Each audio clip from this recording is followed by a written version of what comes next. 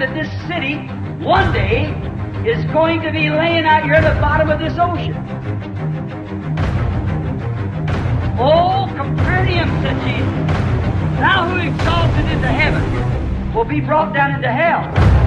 For if the mighty works had been done in Sodom and Gomorrah, it had been standing to this day. And Sodom and Gomorrah lays at the bottom of the Dead Sea, and Capernaum's at the bottom of the sea.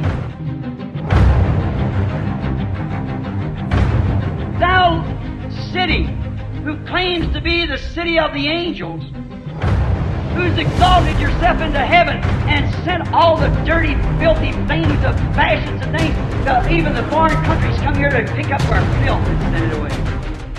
Because your fine churches and steeples and so forth the way you do. Remember, one day you'll be laying in the bottom of the sea. You're a great honeycomb under you right now.